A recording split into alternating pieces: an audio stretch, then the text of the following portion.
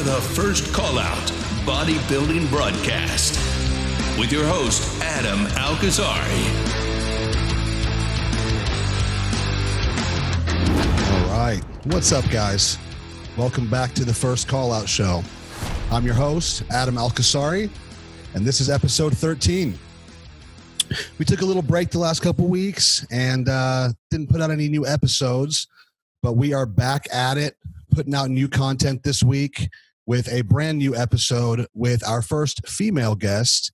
IFBB Women's Physique Pro Hailey McGrath joins the show this week. I met Hailey last weekend on my trip to Denver, Colorado. We got to train together at her home gym of Armbrust Pro Gym, and it was an amazing experience. She was super welcoming. She has a great personality and an incredible physique. I think you guys are really going to enjoy this interview. So without further ado, this is episode 13, IFBB Pro, Hailey McGrath.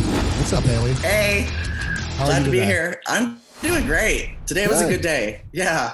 Finally a day I didn't have to work 12 hours behind a computer, just a standard 8. And then I went and lifted. So there you go. Now Nice. It's time to chill out and hit some more cardio afterwards. Are you doing like 2 sessions of cardio a day? Yeah, I'm doing this thing called bookend cardio, and I don't know if David's ever told you about it. Oh, I do it too. Oh, you do? Okay, yeah. good. Oh my God, it's fucking horrible. I know. Yeah, I know. But it works so well. Like my body will just, like if I ever plateau and start bookend, it just immediately drops again. So like, I've only done this with Dave, and at first you're like, oh shit, that's like that sounds kind of brutal, and it is, but it gets you. Like when you're 3 weeks out, 4 weeks out, you're happy you're doing it because it's working. But let's explain kind of to the people listening, like what is bookend cardio? So bookend cardio is where you get up, you do your fasted cardio, which most of us know.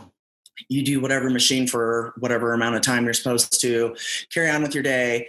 You go and lift, okay? And then right before you go to bed, it's typically an hour after you eat your last meal. Before you go to bed, you do your second session of cardio. And after that, you cannot eat or consume anything that basically is metabolized by your liver. So it's to burn out everything that's stored in there. And then you get up the next morning and repeat the process doing fasted cardio and burning through everything. Wow. It's a blast. Yeah. Tell you what. So you're like, you're burning end over end, where you're like on empty and then roll into another one on empty and deplete.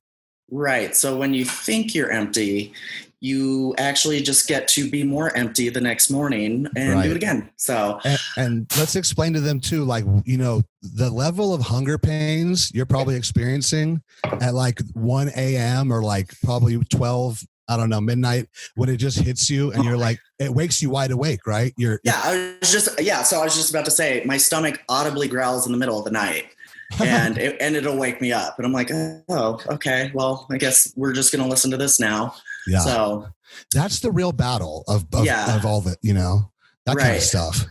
Yeah, it is rough. Luckily, right now I'm sleeping pretty well, though. Surprisingly, normally my sleep is more messed up during prep, but I've been sleeping pretty heavily, which is good for everyone around me because I'm less grouchy.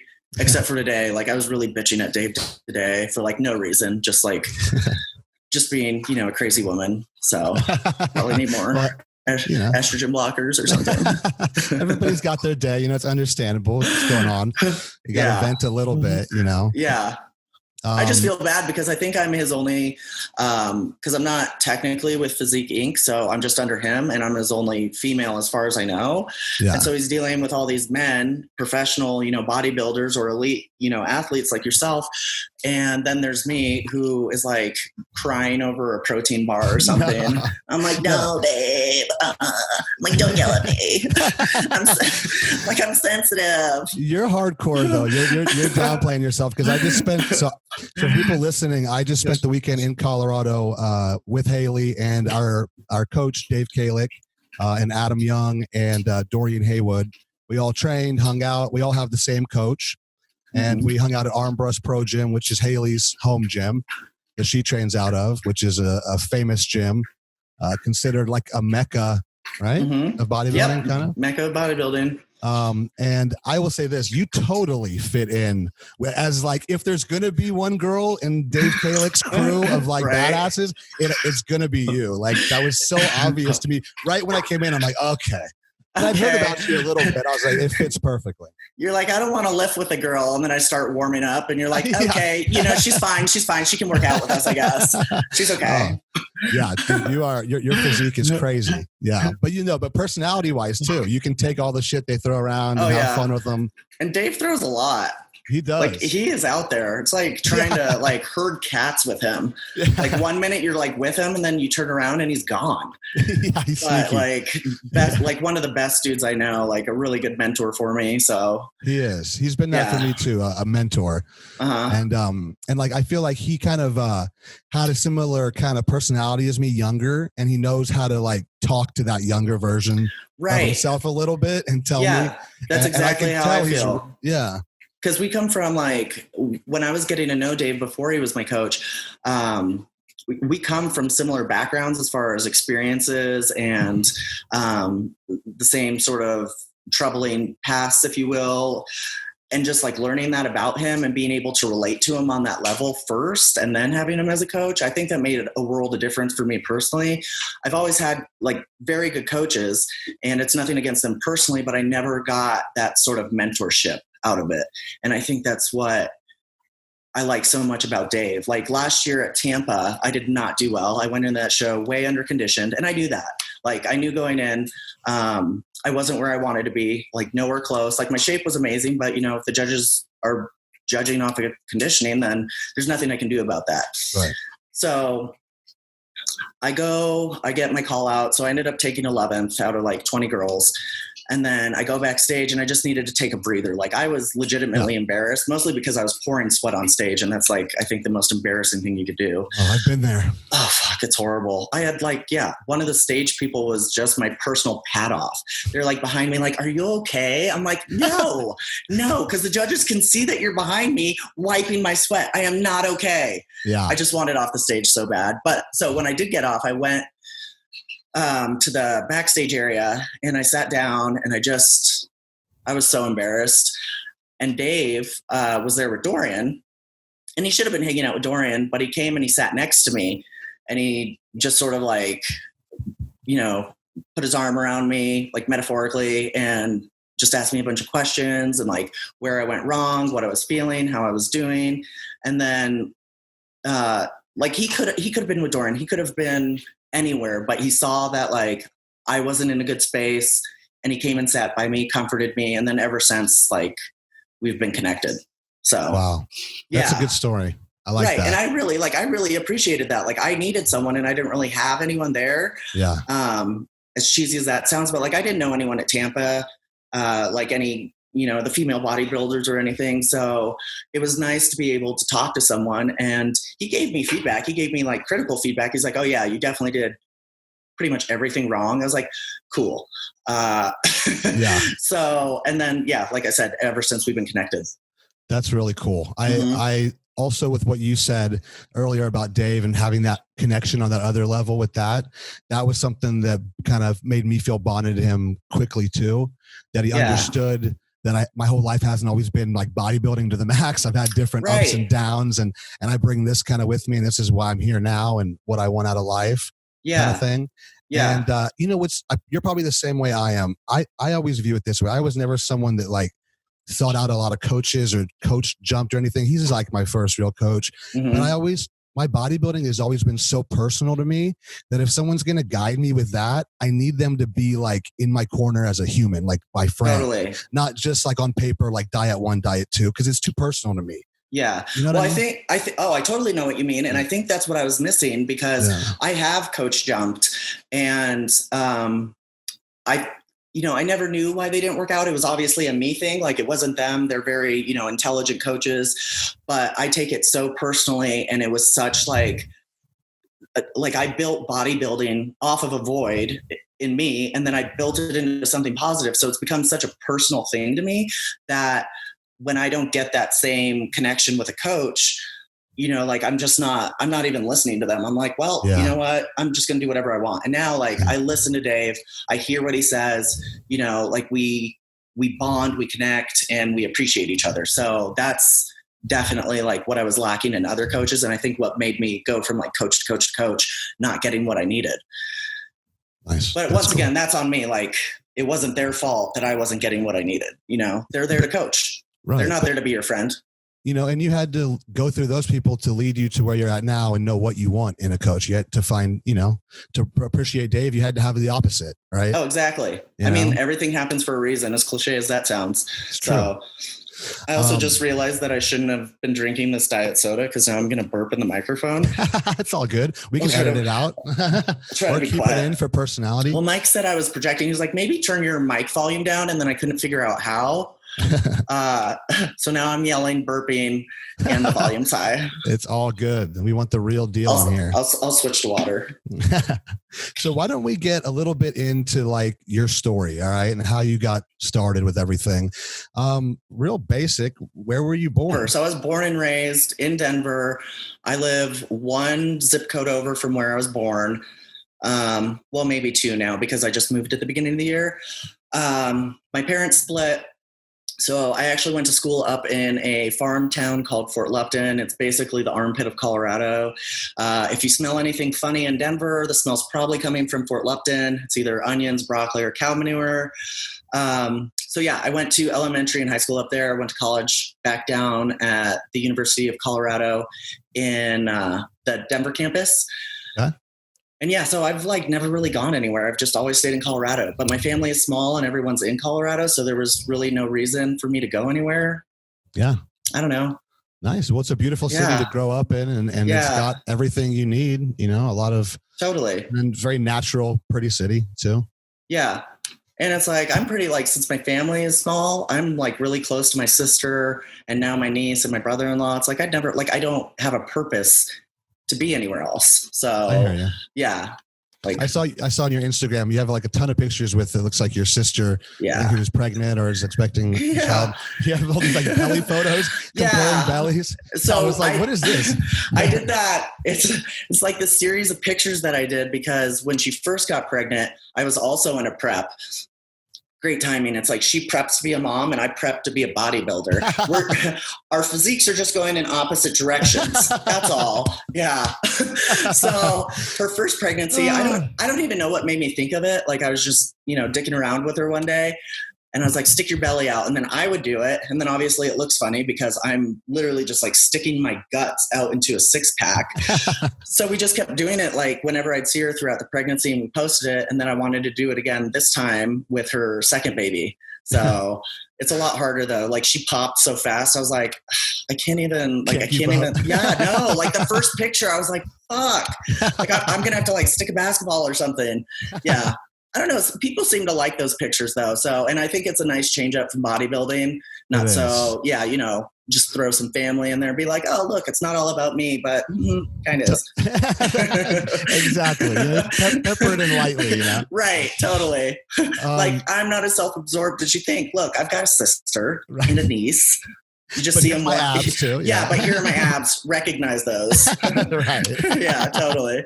I'm surprised, in all honesty, she's such a champ. I'm surprised she even wants to do it because she knows I post them on Instagram and I don't know, she probably has like 3 followers and I have, right, you tag her. Yeah, I have like 10,000. And so they get, a lot of views. And so, yeah. What was your childhood like growing up? Did you play sports? Were you like an athlete in high school? Who were you in high school? If I walked in your 11th grade class. So I grew up swimming competitively. And so that's where I was like, I was a good swimmer, like super good, but I quit in college. So I quit after I graduated high school. So I did not swim like collegiate, swimming, whatever. Okay. I think that was just because I got tired of it. Like I'd been swimming so long that I was just like, I'm sick of this shit. Like getting into cold ass water every single day and just being like wet all the time, which is funny because now like I hate showering. Like it's like a cat in water. It's like you'd think I'd be conditioned to like water. Like, oh, you grew up swimming, all this and that. And now I'm like, I got to bathe again. I mean, in my defense, like I have to do it 3 times a day with the bookend cardio and the morning cardio and then after the gym. So it's like, it just gets to be a pain. One day of the amount of clothes you can go through in one day of like prep and work. Oh my God. Between like socks and underwear and like shirts. Socks are the worst. I didn't think I'd ever be so OCD about clean socks, but like I go through like 3 pairs a day. I was like, no. Yeah. But yeah, so in high school, I was an athlete. I also ran track. And then the soccer coach, I have no soccer experience growing up. The soccer coach recruited me because I was a good runner. And so I played defensive soccer. I was a sweeper. I thought you might have been a soccer player. You seem like somebody, like when I met you in the gym, I was like, some people seem like they've been only bodybuilders, but some people seem like they have a serious athletic background and then they got into bodybuilding. You seem like that type. Yes. Man, I had a good time. And like, I wasn't very good because I didn't have any experience, but being defense, like, I feel like all you have to do is like really just tackle a bitch and then like, and you've done your job. Just like, don't let the ball go that way. Right. So, that was a good time. But like, once I graduated high school, I got out of sports. Like I did the whole party, college, and then I got fat and that was a good time. And that's actually why I started bodybuilding. Like I didn't want to be fat anymore. So that was what the spark was. It was just to lose weight that you gained in college. Yeah, that. And what really did it was, so I was trying to lose weight. So I was getting into lifting and doing the whole gym thing again. And then I was going through a magazine. So the guy that I was with at the time, and this was like 13 years ago now, had like a muscle flex magazine, like one of those, whatever. And I got to the centerfold girl, and I remember who it was. It was, she has such a long name, Jessica Putnam. She used to be a figure competitor, and then I think she switched to bikini. And I was like, oh my God, this chick is beautiful. She's got all this muscle. At the time, I thought it was all that muscle. Now I'm probably like twice her size. Right. But I saw her, and I was like, oh man, if she can do it, I can do it. And then I just got hooked. That's cool. Yeah, that was it. Girl in a magazine. It's a pretty cheesy story. When you started going to like, after you saw, that's how a lot of us, I mean, I grew up on the magazines too. And like, I would go to the grocery store and get muscular development and flex. Right. And all that was it. I think it was either muscular development or flex. Sorry, in one of those. Yeah. Muscular development was like the thicker one that was kind of more like hardcore. Like they talk about drugs and stuff. Yeah. Yeah. So when I came across her picture, I was like, damn, she's beautiful. I was like, I got to be that beautiful. I got to get muscles. That's what I got to do. Yeah. So I started, training. Where did you get information on like how to lift and like what to eat? So the guy that I was with helped me, but I got a lot of it from, if you know, Pauline Norden and then Jeff Willett. Do you know them? I don't. Okay. No. So they're both natural competitors, but Jeff Willett is, he puts out, God, what was it called? It was called Max OT. So his philosophy on training, and I still follow this to this day. Like there's no other way I'd rather train. At first it was a pain in the dick. Like I hated it. I was like, I can't do this. Nope. But then once I actually got strong, I was like, oh, this is the best. So his Max OT program was once you get in between 6 to 8 reps, you up the weight. So you should be at failure in between 6 and 8. You up the weight, and then you should only be able to get 5 reps. So it's super low volume, super heavy. And like going into a gym and like not having any muscle, that is not a really comfortable program. Right. Because it's like, I'm not strong. So I don't know how to max out on 6 to 8 reps. Yeah. But once, I started committing myself to it, I really still use his philosophies. So, because I don't do high volume, I like to go heavy and I take it to failure as much as I can.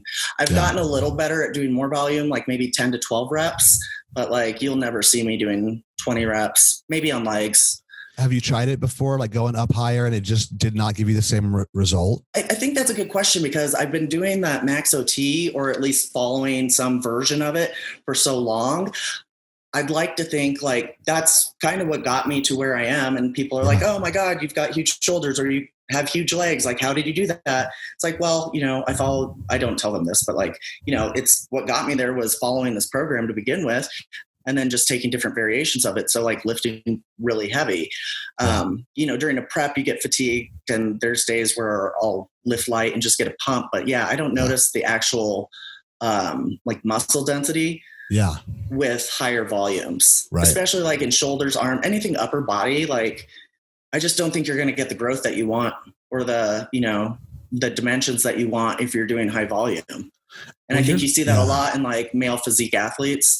Like, I don't know. That's just my opinion though. No, totally. I think you're definitely right. And your physique shows it. I've seen you in person now. And the first thing I thought of anything was just the density of each one of your muscles. And it's all just like pushed, and also too, it has a different look. People that train that way, when they know how to train heavy and correctly, right? That tissue looks different. Dave always talks about that, and you have that look. It's way more dense. Oh, that's sweet. I thought the same thing about you. I was like, look at this guy. He's so dense. I like that. I like that Dorian Yates kind of look. That's what I kind of, Oh yeah. That's what I like. So, and something that I've noticed with like high volume training, something that I've noticed is like, so if you take, I'm just going to use male physique athletes as an example because that's what I see it most in. But if you take a male physique athlete and then you put them, let's just say on a small cycle of tests or something, they go into the gym for 12 weeks. They're doing this super high volume. Their body looks great. They look bigger. But as soon as they stop the gear or whatever, it's like they pretty much deflate because the volume training didn't create any muscle density. Right. Like it just, it may have filled your muscles and gotten you to where you need to be, but it didn't actually build the muscle texture that, you want to retain. It's like, if I stop training tomorrow, it's like, I'm not going to shrink. Right. Or it's going to take some time, Yeah. So, It's true. That muscle sticks better. Like even if you get off drugs, even if you don't eat, skip some meals, people that train that way, it sticks. Right. Yeah. Cause you're building a stronger tissue. So, but yeah, that's just something that I've noticed. So I don't really enjoy volume training either. Like around 15 reps, I'm like, oh my God, are we still on this set? Yeah. Like what is next? Yeah. So nice. Yeah. Well, you got to find what works for you. And it looks like you did early on. So that probably is a huge freaking benefit. Most people scramble for years. Right. Well, and I think a lot of people scramble for years because they don't try to do their own research. They just try to pick up on other people's stuff and they don't actually, try to figure anything out for themselves. So they're just jumping from thing to thing to thing and they're not patient enough to see results. Right. What was the first time you decided to compete and how did that whole thing go down? How was your first competition? Oh my God. I sucked so bad. We all did. But this was like bad. Yeah. So women's physique, when I started competing, women's physique was not available at the time. So I did figure. So right then it's like, I already have beefy legs. I didn't fit in. And I had a coach who I found at Bally Total Fitness. I don't even think they exist anymore. I think they went bankrupt. So I got this coach. She didn't know, of course, I didn't know this at the time. I thought she knew everything. She didn't know jack shit. So she leads me into the show, not knowing shit. And then I'm just sort of following her lead. But I did the Southern in Colorado. So it was down in Colorado Springs. And I took fifth out of 5. Yeah. Yeah. It was not I was like, oh my God, look, I got a trophy. It's that first competition sort of enthusiasm. I took last, but I still got a trophy. Right. And then I realized I super sucked and it was a bucket list thing, but then I just kept doing it. But I did it because I was getting better at weight training. It's not because I actually wanted to. I wasn't thinking I have to do this so I can get back on stage. I was more just into being a good weightlifter. And then I was like, oh, well, my body looks better. I'll try again. Yes. And then I still sucked. But I sucked for a long time. I don't think people realize that. People think I sort of came on the scene recently, right before I got my pro card. I was like, no, you just never noticed me because I was not good. I feel like that's going to be the same thing with me. I've actually been around. I just did not know what I was doing for the first 5 times. Yeah. But it builds character. It does, right? Yeah. I used to be kind of mad about it because I see all these people just coach to the gills and on all these teams and stuff out here, especially in California. And it made me mad I didn't have that for a while because I was lost. But I didn't really want that whole team thing. Just wanted one person to help me the right way. but I know what you mean. It's you gain more knowledge on your own. You end up like trusting your own self more and doing it more for you without anybody cheering you on, you know? Right. And my thing is like, when did bodybuilding become a team sport anyways? Totally. I didn't get into this because I want other people involved. It's like my thing. it's literally like a one-man sport. Like, yes. So I love that about it too. I like the personality that draws to that, you know? Yeah. And you can tell who's in it for that and who's in it for like the team camaraderie, sort of just to find friends. So yes. Yeah. There's a lot of that right now. I feel like just bro, and everybody's like best friends backstage. I'm like, you know, I kind of want to feel like this is a competition. Can we not just like, you know, everybody just so, I don't know. Yeah. It's not like everyone high five each other. Well, so here's something sort of along the same lines that kind of gets under my skin. And I don't like to like complain or be negative a ton. I mean, I have my thoughts, but when folks post pictures of them, like either on stage or something, and they're like, I'm going to beat this, or I'm going to go on stage and be the best version of me that I can be. I was like, then why are you competing? I was like, the purpose of competing is to beat other people. Like, I know I'm going to be better than I was last year in Tampa, but I'm going to Tampa to fucking beat people. I want to beat the first 10 chicks that beat me last year. You know, I'm not going out there to be the best version of me. I already know I'm the best version of me. So like, I just don't like, why compete? Why put all the energy into it? If you just want, like, if you can't get up in the morning and try to be the best version of yourself every day, I think you have bigger like internal dialogue than you think you do. Like, you need to fucking work on that. So you're right. And it's kind of surprising when you see the athletes that are kind of higher up in placings talking like that too. Like, I just have to be, you know, it's like, I feel like here's probably what's helped infiltrate that and create that mindset is people have started using these physique shows as a marker of them getting fit in their life. And they're like, well, I'm going to go on stage to like, because I lost 30 pounds and I want to commemorate that. And it's kind of washed into that where it's like, okay, that half of them are just there to take a picture. And they just want the stage photo. They just want they just want the IG content. It's really that. I didn't realize until I moved out here how many people were doing it simply for the Instagram. I got backstage at a California show, my first one. I was like, are you kidding me? Right. Like everybody. Yeah. All over it. I don't even like, sometimes taking pictures makes me super nervous. Like, I just don't want to have my phone out. Like, I just like vision. Right. Like, so I don't know, but you know, to each their own. Like, if that's what you're in it for. I didn't even have an Instagram until I went to nationals for the second time. Like, I didn't even know what it was. Yeah. And then the guy I was dating at the time was like, you should have an Instagram. I was like, I don't know what that is. Yeah. But now I have one. And now I live on it. I know. God, I really like it is. And you know, the thing is like, because we're so into bodybuilding and like I click on all bodybuilding stuff and all this, it's just as a nonstop funnel for me to like tap into and like see other people doing what I do. Sometimes I use it for positives, but sometimes it just drives me a little nuts, I think. Comparison is a hell of a drug.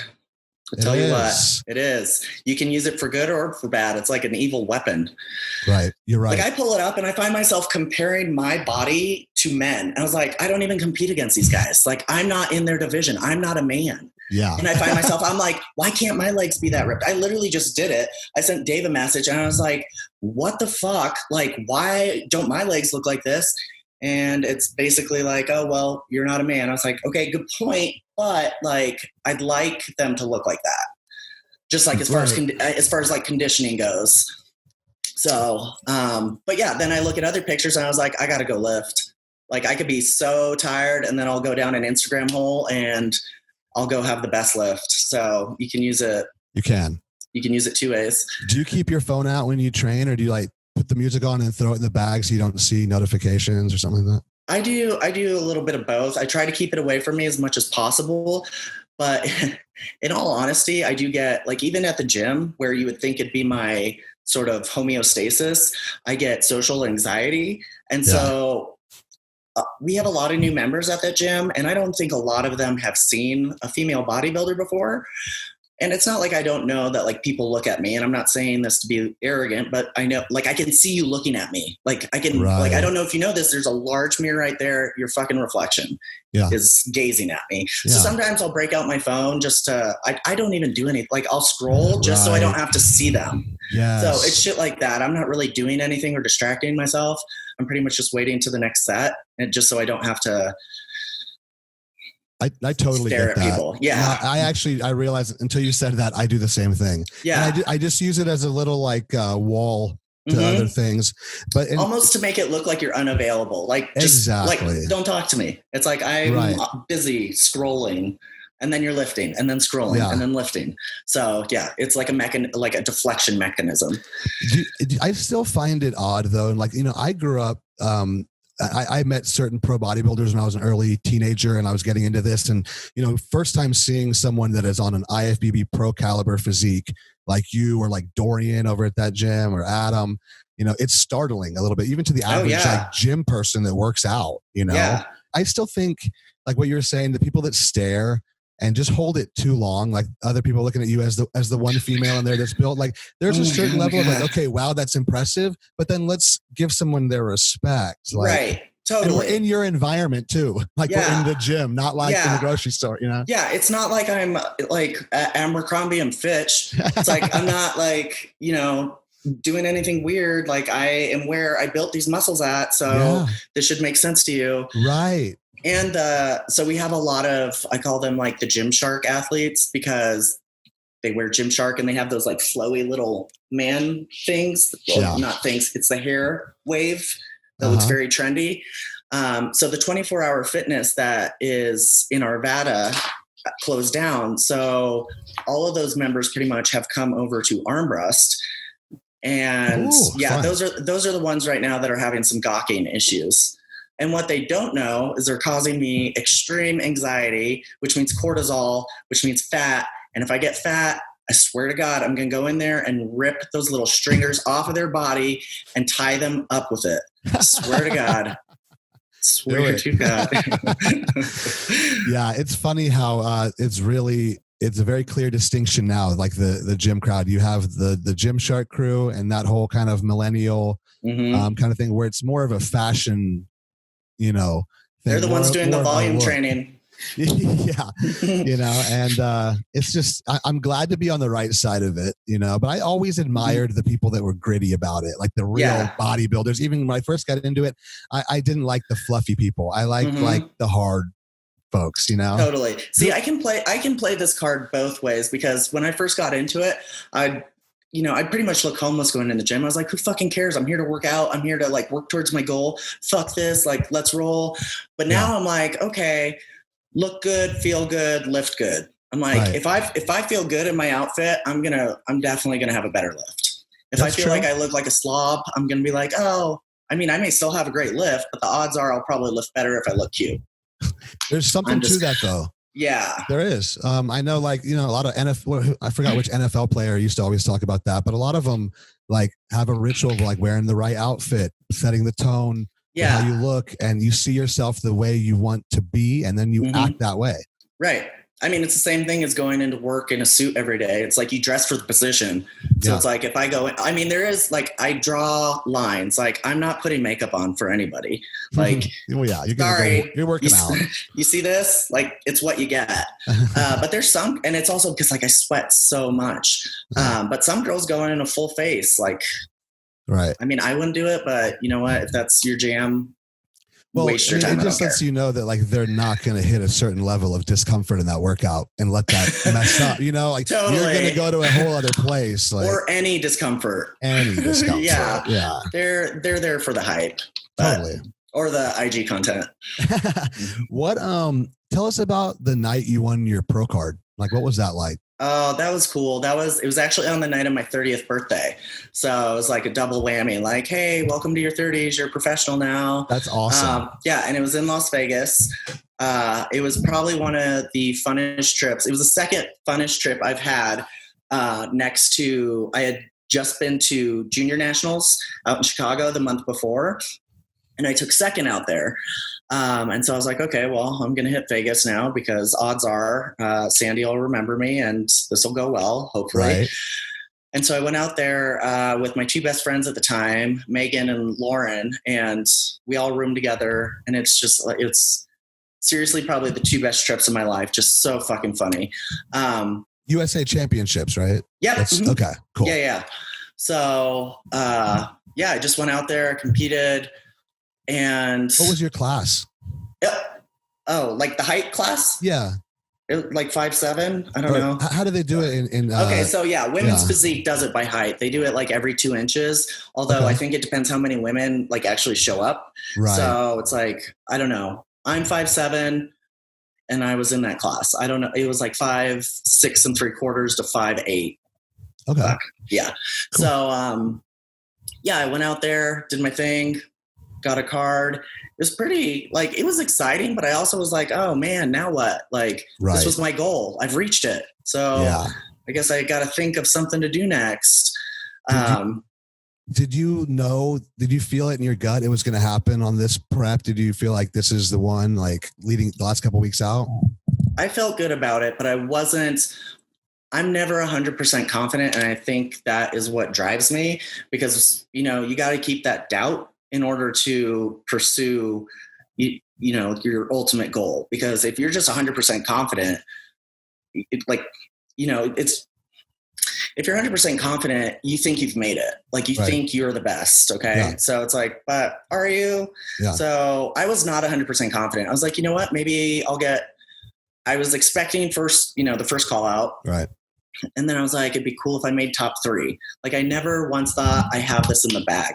Because also you never know who's going to show up and stand next to you. Like someone's body standing next to you. Like I could look like a total bombshell, but like if homegirl gets next to me and she looks like more of a bombshell, like she could make me look like trash, or like her suit could be a color that makes me look green, or, anything could happen. You don't know who's going to be standing next to you. So I never assume that I have anything in the bag.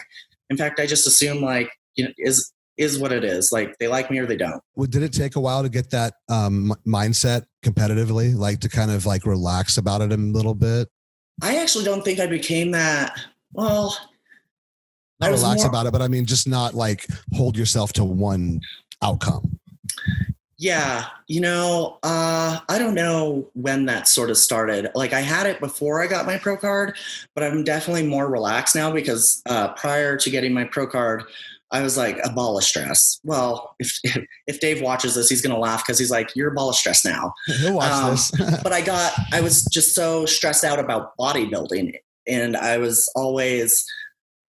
so ritualistic in how I did things that if anything went just a little bit late, like if I got off work at 3:30 and I wasn't at the gym by 4, like I would have a panic attack, like little things that should not matter. Because I wanted to be home at a certain time so I could have a certain amount of time to sit down and relax so I could get to bed at a certain time. And if those things didn't line up, like the entire day is ruined. So it was like, I would do those like things to myself. And so I became like super stressed out. And now I just go with the flow more and it's more relaxing for sure. Still a ball of stress, but more relaxing. Yeah. I can totally relate to what you're talking about though, with getting like just having the day needing to be perfect, not being able to flow with changes, like, bringing a meal with me quickly and going, or freaking out if I'm an hour late for a meal that I didn't bring, you know what I mean? It's better to keep my cortisol down. Right. I'm still anabolic. Take a breather. Yep. It's like, it's not going to matter that much in the big picture of things. Right. Like even last night I had to work until so I work in finance. And so quarter end just happened and that's like a big deal in the finance world. Okay. And so for the past 3 days, I've been working super long hours. And last night I had to I was not expecting, like the first 2 days I was expecting it. Like I was like, okay, it's the end of the month. I'm expecting to, work 12 hours. That means that I'm not going to lift. So I took an off day and then I just did my evening cardio. So I already had that planned out so that I would not stress. Yeah. The next day, which was yesterday, I was like, okay, I'm going to work, 9 hours because I have to work the late shift and then I'll be done and I'll go lift and do my shit. I worked until like 7:30, which put me at about 12 and a half hours. And I started, like, I was up pacing. I started like stressing because I didn't expect it. Right. And those types of things I have to let go. I'm like, okay, it's okay. So I went to the gym. I lifted shoulders at 7:30, which I'm not used to. And but things like that. Like, I'm a very bullet point type of person. Like, this is the way I want things. Yes. This is the way I like to act. This is how, I want my day to look. And also, for people that don't compete and are listening, it's very, for people like Hailey and myself to fall into that kind of mindset of needing things to be kind of on the clock, repeated every day. That's because, like, for the sport we're in, that is a valuable trait, like to be repetitive, robotic, on point, repeat. That's how you built this physique that is winning national titles and professional status. So it's kind of scary when you break from that, even for a second. You're like, I'm failing at my job. I'm spiraling. This is it. This is the end. Yeah, totally. Not to mention, like, being a woman, I'm overly dramatic about everything. So anything goes off, I'm like, oh no, this is it. I should probably quit. How did you celebrate when you won your pro card? What did you do that night? How do you feel? It was nothing to write home about. I went out to dinner with my two friends, and then we just went back to the hotel room. They actually went out and partied. They like raved all night. Yeah. I don't think they got back to the hotel room and they were wasted. And the next morning they had to drive me to the shoot, because when you win your class, you have to go do the NPC shoot. Right. And you're required to be there. And they show up, I don't know, they probably got back to the hotel room at like 4 or 5. And then they drove me over there at like 7 or 8, just hammered. I was like, That's hilarious. Oh boy. Okay. Yeah. Maybe. Yeah. So they had a great time. I was exhausted. I went to bed. Yeah. I was like, night, gotta go. Oh, and it was because I didn't want to go out because I had that shoot. So I didn't want to show up looking like trash the next day. Yeah. Not only that, but in the Las Vegas heat, the shoot was outside. Yeah. And I am so intolerant of the heat. You're Irish, right? Oh yeah. Yeah. It's like I overheat so easily. Like a fork in the microwave. Right. On the sun, right? Right. Yeah, totally. In fact, like, I had this fan behind me running and I was like, fuck, I got to turn that off for the podcast. Otherwise you'll pick it up. And now, like right now I can feel sweat running down my back just from like not having that fan on. Well, you're running real hot. I know, like, at 4 and 3 weeks out, your body's a furnace right now. Yeah. Like even I get the night sweats now, which is great because you heat up and then you're wet and then you cool right off. Oh God. I know. And I have a fan blowing on me. And so that's the only thing that actually really wakes me up, that and my stomach growling. Yeah. That's the real battle people don't know about competing, is at night. That's when the real, like, it hits you, because you're stationary. There's nothing to distract you from the hunger pains. Right. And you can't have anything. Like, and so you just sit there and think about it. You're like, hey, what are all the things that I can't have?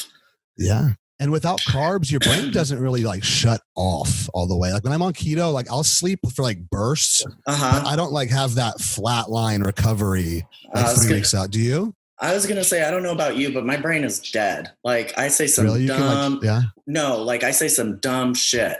Like so dumb. Like today, I'm without carbs. Like I'm pretty sure like, I might get fired soon. I'm not sure. Well, I'm sure your company probably needs all the help they can get with everything going on, but that's true. Saving grace. Right. But yeah, talk about that a little bit. It must be hard to have a real job like you do, doing serious stuff, and be this close to a contest and taking all the things you have to take to get ready. Right. Talk about that a little bit. What's that like? Well, right now it's actually, I'm in a great position because of this whole pandemic. I'm working remotely from home. And so I get to sleep. Like normally, if I were to go into the office, I'd get up at 4 a.m., go do cardio, come back, get ready for work, go to work, be there by 7:30. But now I don't have to get up till 6. So it's like sleeping in, because all I have to do is go out to the garage, do my cardio, roll up to the computer in my pajamas, and just do my work. So it's like, it's a real time saver. Yeah. But when I was in the office, it's interesting. I mean, it's so much the stereotype that you think it is. It's like, I can't wear blouses because I'll rip them. I have to wear like all cotton or spandex mix. And it's like, I can't wear shorts. Like you'll never see me in short sleeves in the office ever. It's bad enough that like you can still tell when I wear a cardigan. I mean, they're pretty tight around the arms because I don't have a choice. Well, I do, but like I built the arms for a reason. So you can still see like the shape of them. But if I wear short sleeves, I can't even get into the office building without a comment. Like I'll walk from the garage to the door and someone will be like, whoa. I was like, bro, it is 7:30. You need to calm down. Calm down. Oh my God. So it's really, you've learned over the last probably couple years, it's just better to cover it up, as much as you can. Don't give any bait because you're at an elite level, your physique. Like even like a snippet of it, people are like, oh my God, like a forearm, a calf. Yeah. Like, or like even like I have problems like wearing slacks, jeans. Like it's literally the biggest stereotype, but it's funny because it's true. I do the same thing when I go to the grocery store though. Like even in the summer, I try to cover up right now, I would not go to the grocery store in this tank top. I'd put at least at a minimum a t-shirt on, if not a 3/4 lengths. Yeah. And like, granted that doesn't, hide the shape, but like at least, it prevents, I believe it prevents some gawking. Right. So, and people like, they feel like if you wear that shirt and you're that level of development, then you're asking, it's an invitation to say what's up. Right. Or make a comment, right? Right. It's bait. Yeah. Yeah. It is. Right. And but also it's like that double-edged sword because it's like, we do this to show off our physiques. Right. Yeah. So it's like, we're doing it to ourselves. It's like we're baiting them to be like, oh, we can't get mad at, bystanders for saying, whoa, your arms are huge. It's like you built them to be huge and to be judged on having big arms. Yeah. So it's like, I don't want strangers to come up to me, but at the same time, it's like we are in the sport of building muscle. Yeah. For show. We are show dolls. Yes. So it is. So I agree with you. Out here in LA, it kind of has made me different. So I train people out here and I do online coaching for the majority of it, but some people in person. And part of that is like, I have to kind of promote my look a little bit because it sets me apart from all these other silly trainers out here. Right. And like the right people will come up to me and be like, do you ever work with people, like the ones that actually, and I'm like, okay, cool. Glad I had a tank top on at that Starbucks for a minute. Right. Yeah, totally. And see, but that makes sense. Most of the time it's not that way, but because that's like your body's basically like free advertising for your career. So it's like, that makes sense. And out here, people buy the look first. Let me tell you. Totally. You know what I mean? Like that totally makes sense. They want the trainer that looks like the pro bodybuilder. Looks the part. Yeah. Yeah. I get that. I get it all the time. Like people ask me if I train or like I'll be at Costco. And last time I was at Costco, this chick who worked there, I was like, maybe you like should not say this while you're on shift.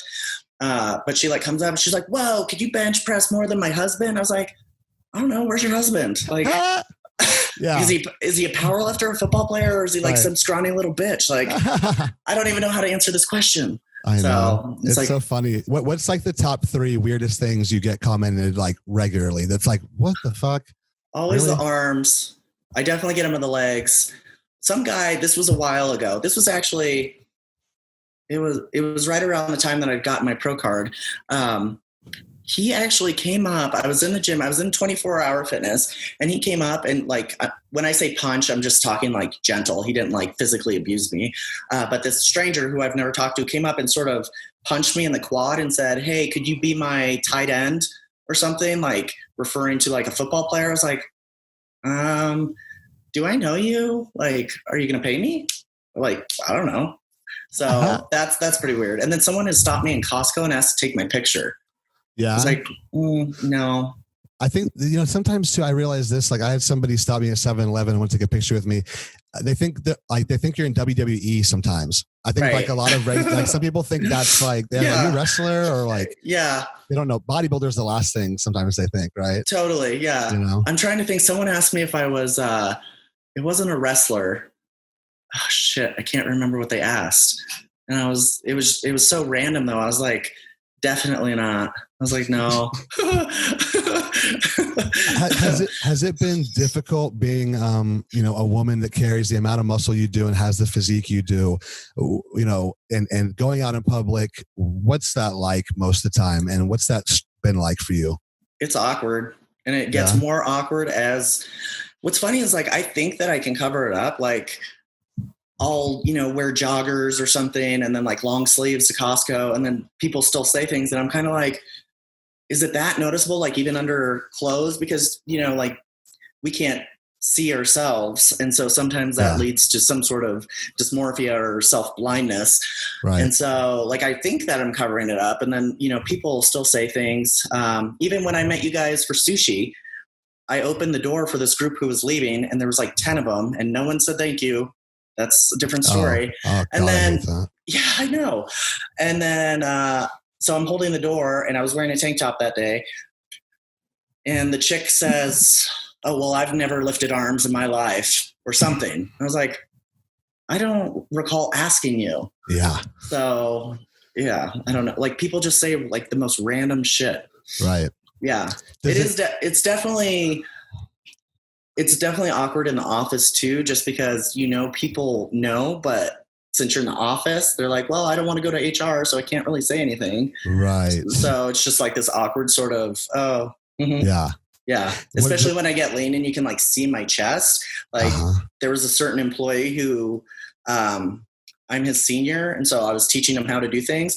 And as I'm explaining this, I would just see his eyes like gaze down to my chest. And it's not because I have nice titties. It's like, these things are flat as shit. It was definitely like he was staring like within that region. So I was like, up here.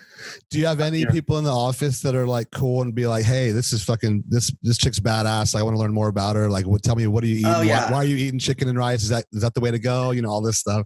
So my team, I work on a small team and they're all men. I actually call them my sister wives just to be condescending. You do well. You do well, like with the boys. Like you can hold your own with any. That's group. because you guys aren't as, I say this after saying that I'm sensitive. You guys aren't as sensitive. You can take a joke, like, right. Or even if I'm not joking and I'm like, you suck.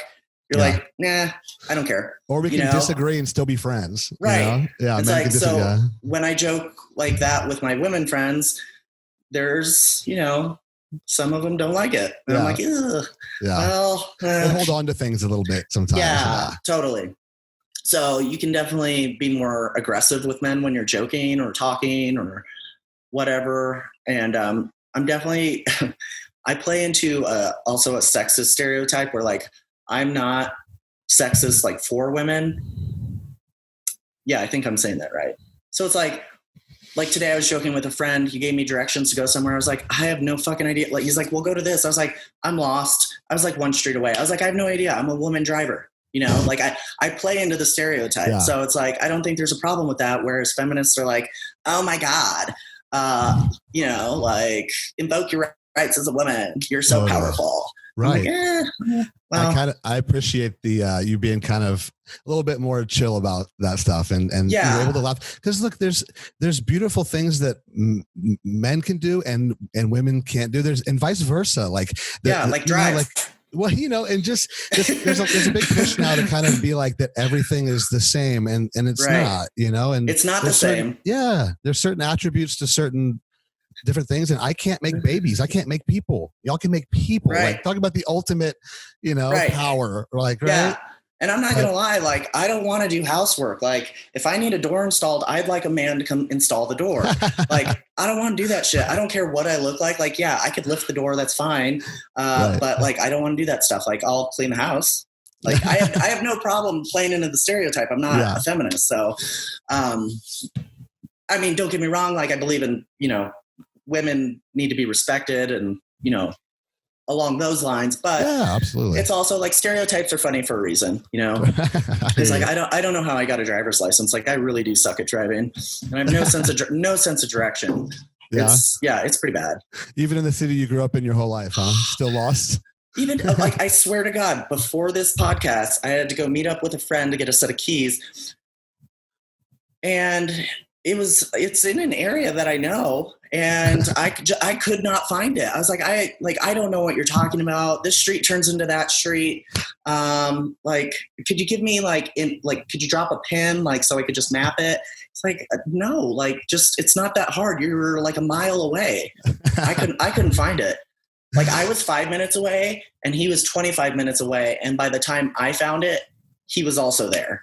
Wow. So yeah, I got a little turned around. Well, hey, you know what your strengths are, know what your weaknesses are. That's good. I know. Right? Yep. Totally. Who are your like top 5 favorite female like competitive physiques of all time? This is hard. So Elena Popa is going to be one of them, obviously. Huh? She's just outstanding. She's gorgeous. She has that like round, dense muscle body without being too grainy. Like, she really brings like a full, soft look. Love that. Heather Armbrust, love her. And Shanique Grant. Yeah. Yeah. She's got an incredible physique. Like, it's cartoonish. You couldn't even make those dimensions if you like wanted to. Right. So yeah. Straight out of a comic book. Totally. I was like, how in the hell do you look like that? Like, it's amazing. And not to mention, she's just like gorgeous in the face. I'm like, oh, you got both, don't you? You're so pretty and so perfect. Life is so hard. Have you noticed that, like, so now in the pro ranks and you competing, like, do you notice a big difference in what some girls are doing to get ready versus like other girls, or is everybody kind of doing the same stuff? I don't even know. I don't pay attention a lot. I'd like to think that's because I'm like so focused, but it's mostly just because I don't care. So yeah, I mean, I really don't care what the other girls are doing. I just care if they look better than me, but it's not like I'm going to go drop a DM to someone and be like, yo, why are you like looking better than me? Right. Like, what are you doing? So yeah, I have no idea. I do know some of the girls look pretty beat up though, so I'd like to stay away from that look. Right. Yeah. Did you have certain goals going in competitively that you said you must accomplish? I mean, the pro card's one of them, but like, was there any other thing, being a female competitor too? Did you want to hold a certain look or a certain, I think goals sort of just evolve with, like, as you evolve, your goals are going to evolve. So it's like, I didn't compete, like in my first competition, I didn't go into that competition saying, I'm going to go pro someday. I want to be pro. I'm going to work my ass off until I go pro. I went into that show thinking I'm going to do one show to get it out of my system and I'm going to be done. I took last place and I was like, you know what, maybe I'll just do one more. And I did another one. And then suddenly, like, I became gradually better. And then I was like, you know what, I'm not half bad at this. Maybe I could go pro. I didn't think I had it in the bag, but I was like, maybe it's an option. Maybe I should aim for that option. And so I did. And then that happened. And then I said there was the now what sort of feeling. And then I sort of had to evolve into a new goal. So I was like, okay, well, my next option would, be compete as a professional. And I did that at the Rising Phoenix and I did well. I was like, okay, well, that was cool. And then I sort of, I felt really like after that show, I actually felt really misplaced in the bodybuilding community. Like, I didn't know what my spot was as far as being a competitor or a bodybuilder, or like really where I wanted to go with it. And I think it was part of the goal setting. Like, after I did my first pro show, I took 4th out of 20 some odd women, standing with the best in the world. And I was super proud of that. But like after that, I didn't know what the goal was. And so I kind of lost my way in competing. And so I kind of just took a break and until I felt, intuitively that I had a new goal. So I actually picked up like CrossFit and Olympic lifting just to stay active, because I felt like I honestly didn't feel like I wasn't motivated to go to the gym. I didn't want to lift the weights.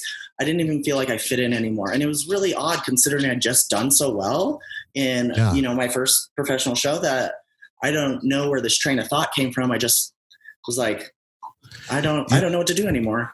That's really interesting you bring that up. So you got fourth at your first professional contest, which is a huge deal. And like anybody would be really amped about that, right? Yeah. It's like, sorry to interrupt. The women that beat me was like Branch Warren's wife, Heather Grace. Okay. And then I forget her name. She's this beautiful, I think she's Thai, maybe Vietnamese. I don't know. But like these women are like big names, you know? So veterans. It's like, right. Yeah, totally. That's cool. Did you, I almost wonder if it's this, right? We like build these things up so much in our head. Like I almost wonder with me getting this pro card, I'm like, I tell myself I'm going to have a huge party afterwards. I will probably just come back to my house and just quietly reflect for like a night and be like, I did it, like just to myself. Like, right. Yeah. Like really just take in the moment. Yeah. Yeah. Did you feel like you took in that moment when you got fourth? Did it actually hit you positively, or were you like numb to it a little bit? Or it was such an interesting prep for me, but I was alone. Like I traveled alone, and like I didn't talk to a lot of people down there. It was a really rough prep for me, really rough.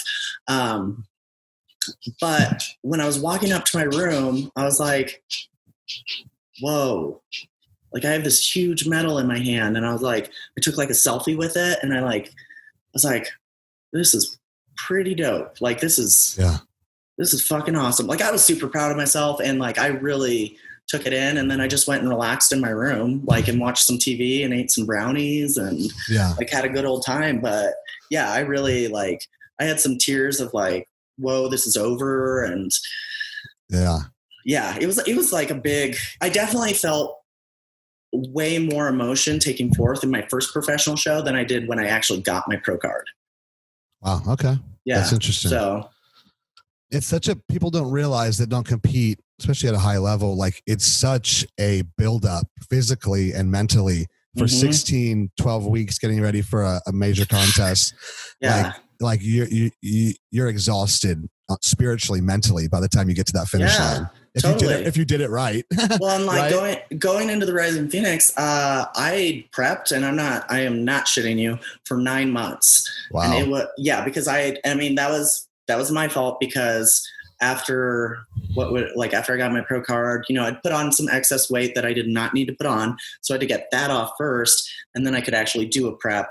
So it was a lot of dieting, and I was so dieted down. Like I wasn't healthy. Like it was like, I took it too far, and I'd lost like so much muscle. And that's why, like, I'm really happy about this prep, because I feel healthy. Like I feel good, but that one, like I felt sick. Like I felt like I wasn't good. Right. So, and I know, like, like you said, that's when you're doing it right. But like this was kind of, this was like, I might die. Because there's a difference. Like I know what you mean. Like you still can feel like you're working yourself raw, but you're strong still. There's a different feeling when you really feel like what you said, that like ragged, broken down. Yeah. Where you're not. Your immune system's weak. Shit totally. Like that. And that's what I got really sick during that prep because my immune system was low, and I'd get my electrolytes were so messed up that like I'd get such bad muscle spasms, and I lived alone. Like they were so bad, I would just like get stuck wherever I was at, and I'd just be screaming. Whatever was happening, my muscle was happening, and like I just have to wait it out. Like, and it'd happen often. Like it was horrible. So, jeez. Yeah, but yeah, that was a big moment. Like finishing that prep. I bet. Can we talk a little bit, and you can talk about it as much or as little as you want. It's kind of like a subject that a lot of people are interested in when it regards to female bodybuilding, like PED use, right? And stuff like that. Can you say, like, how did you first kind of learn about any of that, or any kind of first introduction to that world? If you want to share that. No, that's fine. I'm trying to think. I know it was not, so I stayed natural for a very long time. Yeah. And I think it was the same guy that I talked about earlier with the magazine. Like he was into using gear just to, he was in his 30s or, whatever. So he was supplementing at a healthy level just to stay fit, active. Right. And then he had clients that he'd have use gear. So he kind of introduced me to it, but he never promoted it for me. He was like, no. Like, no. Yeah. And I really, like, in retrospect, I totally appreciate that, because I very much dislike when I see women just like hop on gear and just, they get great muscle and it's like, cool. But it's like the physique dudes I talk about, like after the show, they just deflate. It's like, you haven't built a foundation. True. Like, where's your foundation? You didn't build anything. You just let the drugs do the work. So that type of stuff. There's a lot of people getting into serious PED use before they even understand how to do the mechanics of basic bodybuilding movements, right, or have the discipline to eat 6 clean meals a day for right, 3 days in a row consecutively. Yeah. And they're already talking about a gram of tren, this and that. I hear it out here in California all the time. Blows my mind. Blows my fucking mind. Not only that, it's like, why would you want to even invest that money into the drugs if you can't do the workout right, if you can't get the food right, like, why are you doing it? You're glad you waited a little bit. Oh, I'm totally glad. And I waited like a pretty long time, like I'm going to say about 5 years before I started like using anything. The 5 years of competing. And Without lifting. anything. Yeah. And lifting. But I also remember what I said earlier. I sucked for a very long time, and it was about 5 years that I sucked. Yeah. So I actually, the first time I ever supplemented anything was before I did Colorado State, and I didn't do anything injectable. So I only took a few orals, very low, low androgenic side effects, and then like a fat burner. And so I took that going into state. I took state, so that was cool. And then I, went on to do nationals in Miami, junior nationals, and then USA. So within that year, I got my pro card. But going into nationals, which was like 5 months after our state show, I can't even remember, but I didn't use anything, which was kind of dumb. But it's kind of weird. So you got started, you jumped a couple levels, and then when it really mattered, you're like, fuck this stuff. Yeah. Like, I have no idea why I did that. Actually, I do now that I said that out loud. I had, I switched coaches, and that coach that I'd switched to kind of just like dropped me. He had like a personal issue go on and like just disappeared. I've been there. Right. So I just kept carrying on, and I was like, well, I'm too far in. Yep. But I mean, I didn't do too bad. I took 6th. But obviously that isn't for all that, money that you spend on food, hotel, everything. Right. It's also not that great. So I did much better at junior nationals. What kind of a boost was it the first time you took those orals and a solid real fat burner? I think it was seeing the improvements is like, that is the addicting part. It's like, oh my God, like these are really, I didn't see anything.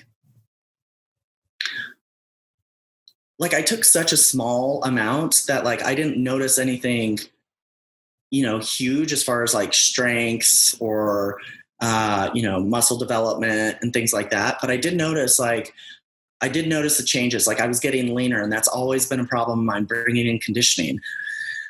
And so once I started seeing that and how, these PDs were helping me do that, it was so much easier to, do the cardio, do the food, do the sleep, do everything else. Cause I'm like, oh fuck yeah, my body's changing. I want to, get on this train and just ride it out.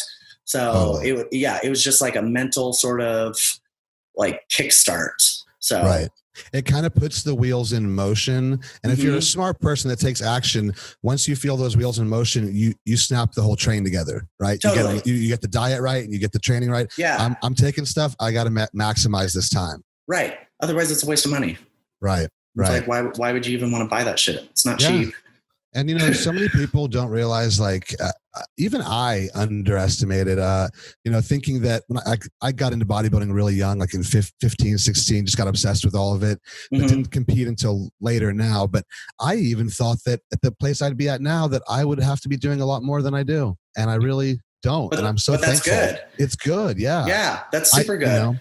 I don't think anyone should have to run like an excess amount. I mean, especially for women, but like, you can, like, if you build that foundation, then it's like you can carry a small amount of very long ways. Exactly. It's like, I mean, and I feel like I'm happy that that's, you know, what I did or what I've practiced or tried to. And I also feel like that's why I haven't experienced a lot of androgenic side effects. Yeah. Because you don't have that look at all. Yeah. Yeah. So, which I like. Absolutely. You know, and it makes you more like marketable for other things too, and able to like talk to more people and cross more boundaries a little bit. Yeah. Yeah. So, we'll see how far the face carries me. Hopefully I can still get my conditioning in by Tampa. So are you excited about Tampa coming up? I am. I don't know how I feel. Like I am excited. I want to get on stage because I've been dieting with Dave since December. We were planning on Savannah. And so when I was 2 weeks out, that got pulled. And then we took a little break. And then at 12 weeks out from the original date of Chicago Pro, we're like, okay, let's do Chicago. And then at 8 weeks out, we checked in with the promoters and they're like, probably not a good chance that this is going to happen. So that got pulled. So I'm excited for Tampa because like, it's just been such a chaotic year. Yeah. But also like getting your mind right and then like getting it out and then getting it back into the right spot is incredibly difficult. Yes. Like I had some issues. Like I was a little turbulent in there, like getting back on track and, you know, listening to Dave. I was, you know, the stop and go was terribly hard for me. For people listening, you know, she's been like originally planning to do shows much earlier going on. And with the COVID thing going on, the bodybuilding world is like canceling things just kind of as they go. And you've been getting pushed back to a later date. And you can't get off the diet. You can't get off, you got to keep prepping. And it's such a weird, well, you can't get off the drugs either. It's like, well, I'm like, fuck, I only get so many paychecks. Like it's wild. So totally. And I'm trying to keep my endocrine system intact. Yeah. But I hear you. But also what could you do? Like we don't have control over any of this. Right. So you know, I think they're saying that like the rest of the contests for the year, amateur or professional, are kind of being gauged off how this Tampa Pro goes down. Oh, I bet. From what I'm hearing, like they're using this one as like, okay. So I reached out to Dave and I was like, you know, they're promoting the Chicago Pro, like all these shows that are in the fall. I said, I haven't seen anything on Tampa. I'm getting worried that they're going to cancel it. Yeah. And so he reached out to the promoter to be, you know, like, hey, what are you guys thinking? Yeah. But I think since the governor or whatever said that they're not going back on the closing down the city rules or whatever, I heard that yeah. they're still going to carry through with it. So I don't know what the turnout's going to be like. I hope it's huge because I'd rather lose against 30 girls and be last in place than take first against 2, you know, like from what I'm seeing on social media, it looks like everybody is doing this show. Every man is doing the show. I haven't seen many women. Okay. As far as bodybuilding. You're right. I've only been looking. Yeah. Yeah. Sorry. You know how it goes. So like for this now coming up, like, are you, if this goes down, are you going to keep rolling into other shows, or what's the plan if things kind of pick up? I don't have one. Yeah. I mean, I'm going to see how Tampa does, you know, like if I do well at Tampa, then I'm going to keep rolling. And if I don't do well at Tampa, I'm going to scrap the year and collaborate with Dave and see what he wants me to do. Take a break. Not a break from lifting, but like, you know, the diet. Right. Stuff. Give yourself a little relaxation. Mm-hmm. What do you think about now, you know, women's bodybuilding is coming back to the Olympia? I know. This is a big deal. It's wild. Yeah. Yeah. Well, I'm just confused in like the Rising Phoenix versus the Olympia. So like one, you're Mrs. Olympia, right? Or Miss Olympia. The other one, you're just like the world champion. Like I don't understand. Like 2 different titles here. Yeah. Because Rising Phoenix. So when Wings of Strength took over women's bodybuilding. So when women's bodybuilding got kicked out of the Olympia, you know, Wings of Strength gave them a home, because there was nowhere for those competitors to go. So they said, you know what, we're gonna put on a show for you. And so that's how Wings of Strength sort of like took them in. Well, Wings of Strength made their own sort of Olympia, and it is the Rising Phoenix World Championship. Okay. So you have that. And So that's the world championship. So now you have two basically Olympias for women bodybuilders, which is cool, but it kind of lowers, I don't know. I don't know. Like I'm kind of confused on like, it makes, which title's heavier? Yeah. Well, and I think Olympia, because of the track record, will always be heavier, but like the prizes at Rising Phoenix, holy cow, definitely more incentive to like get into that show. That's what I've heard, right? I'm like, give me that $50K check in that car, boy. Yeah. Yeah. Yeah. Whenever I get amped up when I see some people trying to actually put some real prize money or like give away something for real to us. Jake Wood, the new owner of the Olympia and the guy who has been putting on the female bodybuilding. From what I've heard from Dave, who has known him for a while, is that he's really a true fan of the sport and he's going to try to make this thing a real show again. You know, I mean, aside from the COVID-19 situation, but in general. You have to be a true fan of the sport. Like, look what he did. Like, he literally brought up women's bodybuilding gets banned from Olympia, and they were trying to reel it in because they're like, you guys are doing a little too much, to be up here. So let's take it out. And he gave them a home and pretty much, like, in my eyes, made it popular again. Right. Like women's bodybuilding was fading out. It was getting like a little too hardcore, a little too grainy, a little too manly.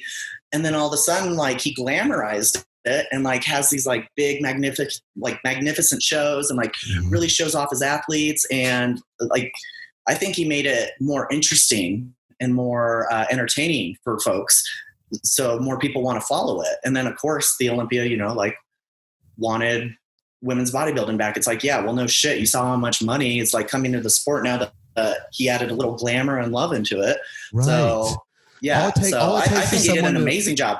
Yeah, I do too. And you know what? All it takes is someone to inject a little passion and a little money, and look how it's suddenly cool, and it works again. That's all you have to do to me. Just inject a little money and a little passion, and I am like, I'm cool as shit. Moving like, around, getting it done. I'm like, what do you want? Like, I'll sweep something or do something. Like, just send with me.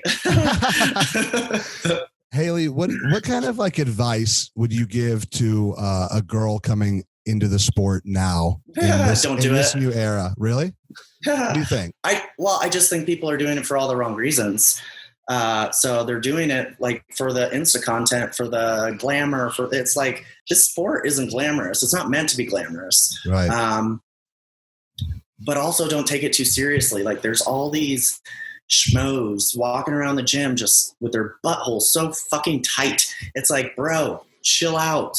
It's bodybuilding. It's like, you can't take yourself too seriously. And I kind of think that's what sets me apart from a lot of the other women. Maybe not female bodybuilders, because I haven't really developed sort of friendships in that division yet. But like the women at my gym or like in the community that I do know, they're just so serious. And it's like, if you're not like, if the sport makes you angry, why are you doing it? Like, why, what's the point? Yeah. Like, find something you enjoy doing it or enjoy doing. I always wanted to live a different lifestyle instead of the basic, route that everybody was taking where I grew up to, and probably like you. And bodybuilding was going to be that route. And now we've manifested it. You actually are a professional at this. Yeah, it's kind of wild. Right? Like, I'm kind of trying to process. Yeah. I'm not there yet, but I feel like it's coming very soon. So I'm kind of getting there mentally. Yeah. And that's good. You should. I can't wait to see you, because like when you're like, oh, I got to take off 25 pounds. I was like, oh, okay. So what, your left arm's got to come off? Like, cause where are you going to take it from? I'm like, your conditioning's better than me. And I am dieting for like a year already. And this is me comparing myself to a man again, where I'm like, oh, but Hailey, you're not a man or in men's bodybuilding. So maybe just bring it down a notch. Oh shit. I forgot what I was going to say. Oh yeah. Sometimes I look back and I just think it's so wild that I'm a pro. Like, how did I get here? Right. Like, literally, how did I get here? Did it make you feel more? I feel like on this journey for me, and you go back and like, the best thing about bodybuilding too is like, you can literally go back on your phone and at any given part of the day, open a picture of you that looked totally different. Right when you were just getting started. I love doing that. Like right when and it makes me just chill out of myself and go, dude, look what you did in like 3 years. Look what you did in So 2 much years. progress. Like, right? Like catch your breath for a minute. Yeah, zero chill. Yeah, zero chill. Yeah. I actually posted a picture. So at my very first show at the Southern, and of course you can tell it was a long time ago based off of the quality of the picture of this camera phone, because it's so blurry, but I still posted it to Instagram. And of course, like, you know, I have enough followers. Like I get a lot of likes on photos, or what I think are a lot of likes. This picture got like no likes. Like nobody liked this photo, but I thought it was such a cool photo because my sister sent it to me. She's like, look what just popped up on my feed. And it's this picture. And I'm so not muscular. I'm holding some belly fat. My butt's soggy. Like there's just a lot going on. And I'm like, whoa, that's not who I am right now. And thank God. So rough. And what's funny is like back then I thought I was the shit. I was like, oh my God. I was like, I am the strongest person.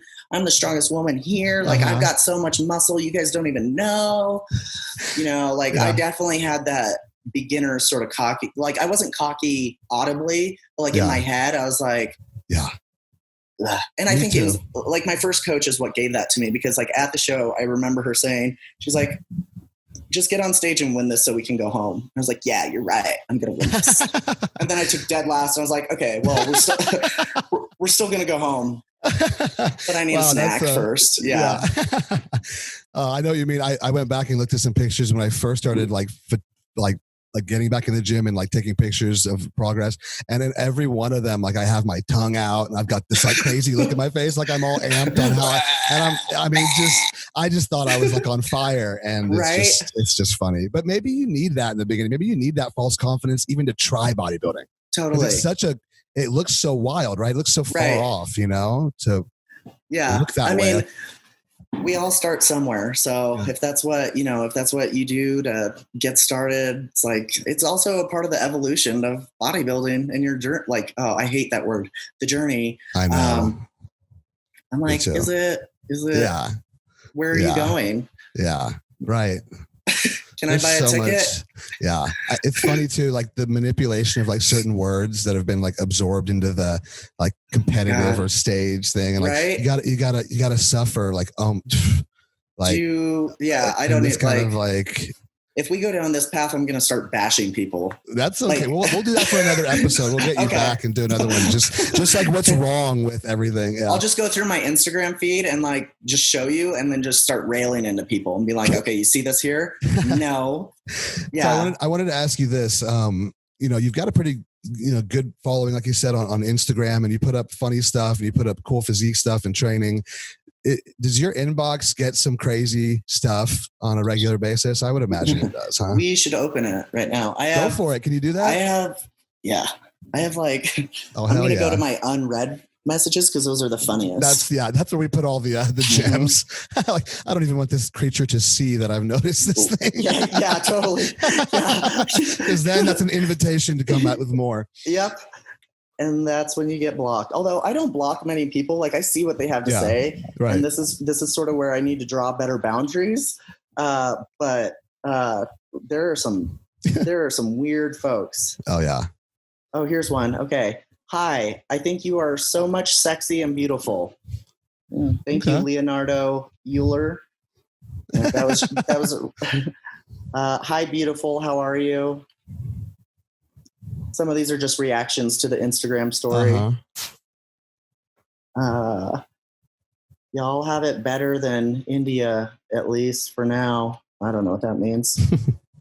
My favorite is when they send a photo and it's blurred out. And I'm like, oh my God, curiosity will literally kill me if I don't see this fucking photo. Oh, I know that new thing where they send it. It's like tap to see it. Yeah, it's like to protect you. We're gonna blur this out. I was like, I'm gonna look. Yeah, and then I get paranoid that like just by tapping it, I'll be entered into some new algorithm that'll send me more of that. Man. Well, I'll tell you what. The algorithm you don't want to be in is dick pics, and that's typically what my blurred pictures are. Yeah. And if I get into any sort of algorithm, I swear to God, like this mic, both of these mics are probably picking up on this. And if I get advertisements for like Adams and Eves now or whatever, I'm gonna be pissed. Yeah. Okay, this one says, any chance I get a hello from you? I know you're too attractive. I don't know. I mean, this could go on all day. Are there more like, let's quote unquote, like regular civilian average guys that are attracted to super muscular women more than we probably assume, right? And they, what do you think? Like, wait, is the question what type of guys are attracted to me? Like, no, like, is there like in terms of no, dude, I would no. Look at your inbox. There's obviously there's a lot of guys that the guy in Uzbekistan. Yeah, that'll work. How is it dating though? Being as muscular as you are and being a woman, like, what's that like?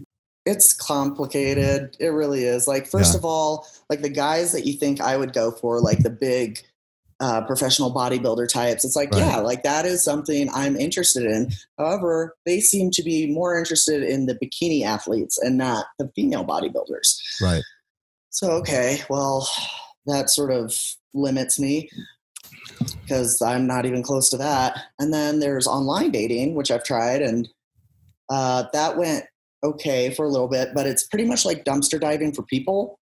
So it really is. It's like you go in there and you're like, what in the actual fuck like is happening?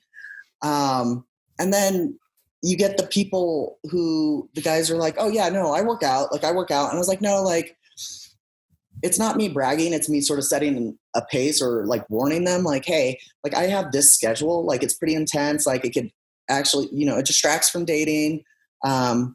I get it. If you're not into it, like I'm just setting it out there so we don't have to waste our time. Oh no, like I'm totally into it. And then they show up and you're like, you're not into it. Like, no. Or like one day of like I don't even know, but like they say they know what it's about and they have no fucking idea.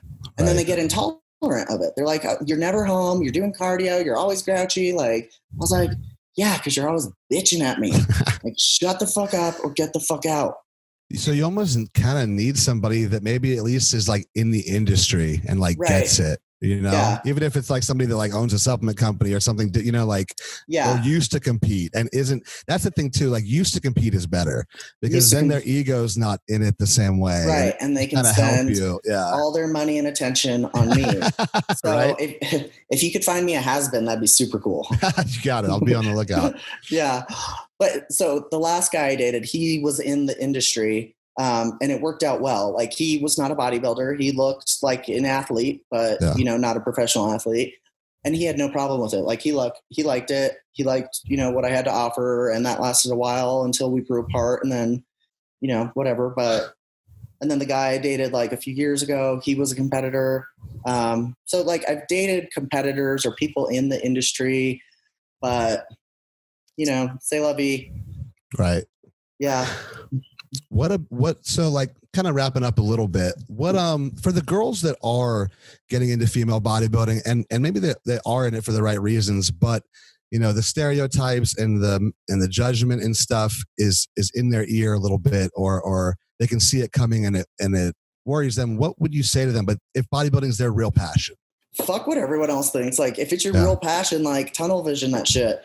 It's like I've never in my life been so liberated until I stopped caring, like legitimately caring, not just like saying, I don't give a fuck what people think, like for the Insta. Yeah. Like I legitimately do not care. Like, and it's liberating. So it's like, if you can grasp on to that and just not take people's thoughts about like what they think about you is not your problem. Like why waste your energy on it? They don't sleep in your bed at night. Like why let them, like live in your head? Right. So it's just like such a waste of energy, like your personal energy. It's like you could be using that exact same energy and put it towards bodybuilding.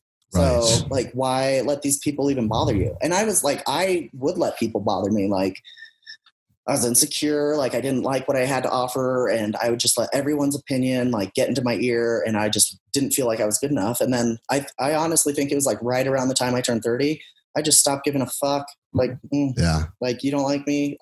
Fine. I don't care. And you start to realize when you're 30 that everybody's really actually tied up in their own shit. Yeah, like no one cares that much. Really, like no one cares as much as you think they do. Right. Like, honestly, I don't even think my sister cares as much as I think she cares. Yeah. Like after 13 years of bodybuilding, she still has to ask me what this pose is. So like, she'll send me my own Instagram shot and she'll be like, what's this pose? I was like, front double bi, like most standard thing there is. Or like I did a chest flex pose one day and she sent it to me and zoomed in. Like, this is something one of the creepers in my inbox would do. She zoomed in on my photo and circled my pecs. And she said, is this one muscle or two? I'm like, oh boy, here we go. That's great. But she supports me. So that's good. Does the rest of your family understand bodybuilding at all? Mine kind of didn't. My two parents didn't get it too much growing up. It was kind of confusing to them. There's totally a learning curve, or no curve at all. And my dad was the most supportive, and he drug my stepmom into it. And he just wanted to see me do what I was good at. Like, I was very happy in the sport, and it kept me out of trouble. And I was just on a very good path when I started. Yeah. And so he was like, hell yeah, whatever makes you happy, whatever makes you, healthy, happy, peaceful, like do that thing, whatever it is. If it's walking dogs, walk the dogs. But mine was bodybuilding. So he was like, fuck yeah, do that. Sounds like he had a good dad. That's cool. He passed away like 3.5 years ago, very unexpectedly. But like, I still tell the story, like when I took state, somehow he snuck into the backstage area. Like, I have no idea. There's one door at this venue, and there's a guy at the door checking tags. Oh yeah. And my dad, he was super cheap, but besides the point. So he didn't buy a ticket. Like, somehow he just got in. And all of a sudden I come off stage, and him and my stepmom are just in this pool of super tan people. I was like, what the fuck? How did you guys get back here? And he's like, don't worry about that. I was like, you were going to get in trouble. And he's like, no, we're fine. So that was a really special moment for me. And that's cool. Yeah. And so he always was super supportive. My mom, not so much, which is funny because she kind of changed her tone when I did turn pro. Yeah. So like, I remember at one point she was like, oh, like, why would you want to look like that? And I'm like, well, I don't know. Like, why does it matter to you? And then when I turned pro, she's like, oh yeah, go. Yeah. Okay. Well, they let me be me now, so they don't bother me, and that's fine. That's good. I also don't invite them to shows. It's not forever. Like, I'm like, hey, if you want to come, cool. If not, also cool. Like, I'm not going to be insulted. They're boring. Like, if you're not into it, the shows are boring. Right. You're totally right about that. Yeah. I kind of prepare. So my family is not behind my bodybuilding at all. I don't involve them. It's just something we don't talk about. We check in on family stuff, and that's it. But I have they just ignore your traps. That's like impossible. They're like, don't make eye contact. They're like, just cover that up. But my wife's family, her mom and her boyfriend, like, are all about it. Really? And yeah, like 110%. So they make up for that gap with me where I'm like, I want to show somebody what I did. They're like, what did you win? What did you win? Where's the show? And it's like, it's as much as you do it for yourself, you also want someone to be proud of you. Yeah. You know, it's like, you want that, like for the Rising Phoenix, I think like my coach at the time, he was hard on me because he wanted me to do so good. So I never thought that I was doing good enough, and I never thought that I was good enough for him. And like, I had these like negative thoughts going into that show. But at the end of the show, when I messaged him on how I did, he just sent a simple, like, I'm proud of you. And I just like fucking lost it. Yeah. I was like, and it was it was like a really good moment for me. Cause like it all paid off, like all of his like hard techniques, like hard dieting, this, that, and the other, just getting that sort of, it's a solitary, like it's a individual sport. We do it for us. But at the end of the day, like when you work so hard and you sacrifice so much, you just want someone to recognize that. Yeah. And preferably someone close, It's Totally. like if homeboy at the store comes up to me and it's like, yo, I respect what you do. It's like, oh, thanks. But like, I don't feel it in here. Yes. When my sister comes up to be crying and it's like, oh my God, I'm so proud of you. I'm like, oh, okay. Yeah, totally. I know. I've got this thing now where like my family used to like, and I think my dad still does, is like, they judge bodybuilding for the surface type thing that it is. Right. Mm-hmm. But then as we all get older and you kind of just like wish like success in any way, right? Whether it's whatever medium your kid's in, it's like, now it's starting to come through to them like, oh, well, you're like a champion in a sport. And like, it's going to be, they're like, okay. Think about that. Like, how cool is that? Yeah. They're like, okay, well, that looks good on our family, I guess, Right. Like, yeah. But when I'm on the way up and they're like, this is fucking gross. Take Well, it's like a meme. It's like, no one wants to struggle with you. They just want to meet you at the top, That's it. It's like, Dude, I don't remember you being there for me when I was like crying or like when I needed someone. You were just there after I took home the trophy. Interesting. So it's really weird. I have like a handful of people from high school that totally like ditched me and acted like my bodybuilding wasn't nothing or anything. And now slowly but surely they're just like, kind of like watching my feed. Yeah. Yep. Then I'm sure you have that whole group of people that just watch and every day consistently like it's a TV show and don't say a word. Nothing. You know? What's funny is I was kind of this, like in high school, I wasn't very popular. I was, I kind of fit into all groups. So I had like friends, but like, I just wasn't one of the cool girls, like one of the it girls. And so like the popular guys just like didn't go for me, and okay, that's fine. Fast forward. And now I have those guys in my inbox from high school, like saying, oh my God, like your body. I was like, oh, you wish, like, fuck off. Yeah, I'm not bitter. It's fine. you just built the hate that it took for me to get into bodybuilding. There you go. Yeah. That's also something I'm realizing too, as I get older. I'm like, dude, I've done a good job of using negative shit as fuel to get me to what I want to do in life. Right. And funnel it through the bodybuilding at times, not all negative, but I definitely call on that shit and some old thoughts when I'm like on a Stairmaster at 5 a.m. 2 weeks out. When it hurts the most, it's like you feel it physically, and for some like sadistic sort of reason, you want to feel it like emotionally too, and you just like go back to a dark place, and you're like, oh, this is so fucked up. And then you're like, but I am killing it. Yeah, it's weird. That's why I like the Stairmaster almost, because I'll put on like some like hard trance music or like something that like just takes my brain on a frequency, like electronic almost. Yeah. And I literally, I mean, it's the actual enactment of climbing a mountain. Like if you actually like just visualize, like I am climbing the mountain of life. I'm I'm reaching the pinnacle. Here I am, just going. Yeah. Step after step, just keep stepping. One more. To nowhere. It's fine. Yeah. Yeah, totally. What's your favorite? What's the cardio form that works the best for you? You use the most? Stairs? No, Dave doesn't let me do the stairs. I do walking on an incline on the treadmill, which I have never done before. I always did the stairs and the bike. I did a ton of biking, which I really loved because I do the same thing. Put on like hard trance music and just go to town. Like I could lose 3 pounds of sweat on the bike. So nice. I'd sweat so much. But right now I'm enjoying the walking. Nice. I'm guessing he probably has you not doing the Stairmaster. I mean, your quads are insane. Maybe it's for the reason of like they'll get bigger if you get on there. It's because my heart rate actually gets too high. Like so I've dealt with they're minor. It's nothing serious. So I don't want like people to watch this and be like, whoa, what? Like some minor health issues related to the heart. And so I just have to keep like the heart rate down, blood pressure down. And so we figured Stairmaster just like it flies through the roof, even on like a very like moderate level. Which in retrospect, now that I think about it, all those years that I did on the stairs and my heart rate was too high, I was just burning through calories. My body wasn't taking from, stored fat. So my body wasn't operating at full capacity. And I'm doing just fine here on the treadmill. It's a little boring, but whatever. You kind of get a nice Zen meditation when you do the tread. It's kind of smoother. You're like, I like it. Yeah. And my dog comes out with me and he like chases the squirrel. So he keeps me he's looking at me. Stay. Well, Hailey, I think we've been talking for like an hour and a half or even a little more. And it's been a great conversation. This has really been interesting. Yeah. To get to know you. I mean, there's so much more I could talk about too. I mean, absolutely. We want to have you back. As the first female, I have the gift of gab. Yes, you do. I can talk your ear off. You're like ready to go to bed. You're like, shut her up. Like, unplug her, Mike. Where are you when I need you? Nah, this was this fun. Bitch off the mic.